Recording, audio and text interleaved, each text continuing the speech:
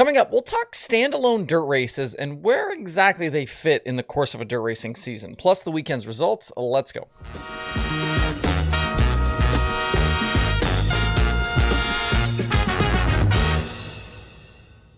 It's Monday, October 31st. I'm Justin Fiedler. This is Dirt Tracker Daily. We'll definitely get into the results and action from this past weekend of dirt racing in a bit, but I wanted to talk first about the idea of standalone dirt races. Two of the main shows from this past weekend were the National 100 at East Alabama for late models and Sprinttoberfest at Bridgeport Motorsports Park, which was for sprint cars. Both of those races were unsanctioned. And the events were really able to take center stage because none of the main touring series were racing over the weekend, which brought obviously in more eyeballs and better competition. But in the grand scheme of dirt racing, where do races like this kind of fit in? What do they really mean as part of the 2022 racing season? I believe that one of the big issues facing dirt racing for the future is continuing to attract new fans, and one of the roadblocks for doing that is that the sport is insanely nuanced.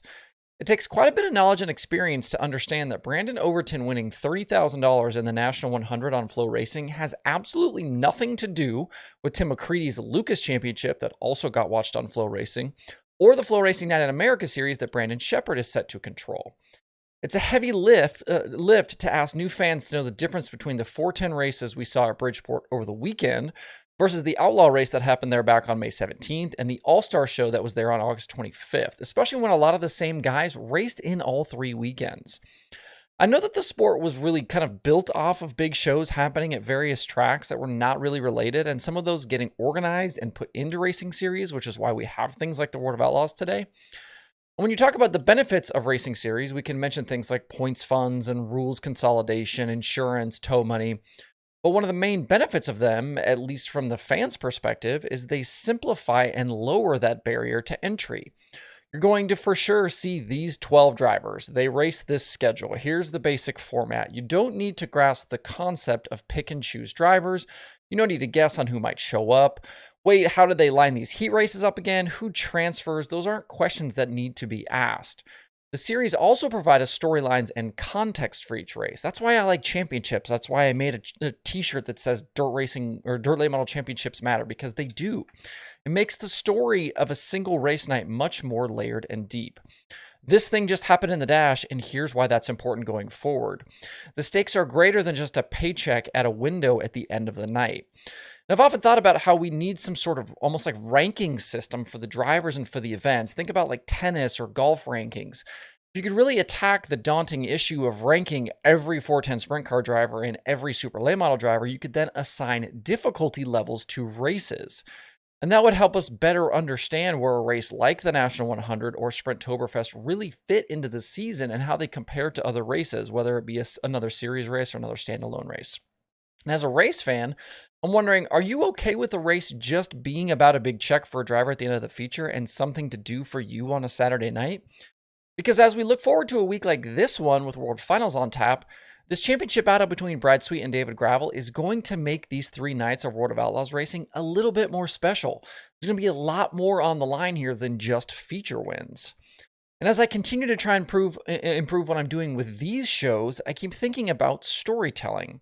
And how do we as a community of dirt racing keep finding and telling good stories with the racing?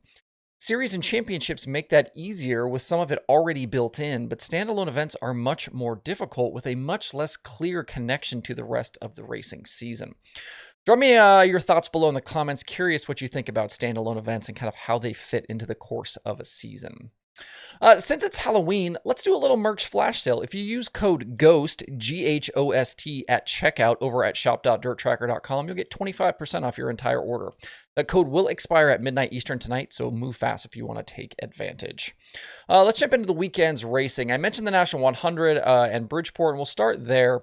At East Alabama, Brandon Overton got by his brother Cody just past halfway and drove on to the $30,000 win, which was his second straight victory in that event. He went to the rear after an early flat tire and bounced back for the win. Tyler Erb ended up second, and Joseph Joyner was third in his first big show with that new Longhorn chassis.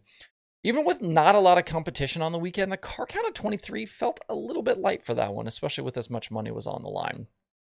At Bridgeport on Saturday, Cory Eliason outdueled Justin Peck for the opening night win. He was again driving that Indy Race Parts number 71 sprint car. On Sunday, things were looking very similar to Saturday with Eliason out front and Peck second, but near halfway, Eliason slowed to a stop after losing power, and under that same caution, we also lost second running Peck to mechanical woes. So on the restart, Gio Scelzi was promoted to the lead from third, and he was untouched the rest of the way to score the $15,000 win. We should see a good number of these drivers and teams that competed at Bridgeport travel to Charlotte this week for World Finals. I saw Johnny Gibson tweet that Johnny thinks we could be over 50 cars for World Finals, for at least the sprint car portion anyway. That would be pretty sweet. At Georgetown Speedway, we got the final short track Super Series event of the year for the South Region and Elite Series. Matt Williamson picked up the $25,000 victory, holding off Matt Shepard late in that one. And as expected, Shepard clinched the South and Elite Championships for the short track Super Series after already previously locking up the North Region title. He'll now go to World Finals this week with the Super Dirt Car Series title, basically just a formality at this point. He's going to show up and be the champion for that series as well. In an interview with Flow Racing, Shepard said they've been so busy as of late racing and working on the cars to get them ready for the racing that they haven't even had a chance to celebrate any of the success they've had, especially over the last 2 months. Following Saturday's show, they were headed home to work Sunday and Monday to get their equipment ready for Charlotte, and then they'd be back on the road again. That's crazy. Out west, the USAC sprint car competitors were at Cocopos Speedway in Arizona for the Western World. Friday night, it was domination from Emerson Axum, who led all 30 laps and scored his first victory since the opening weekend at Bubba Raceway Park way back in February.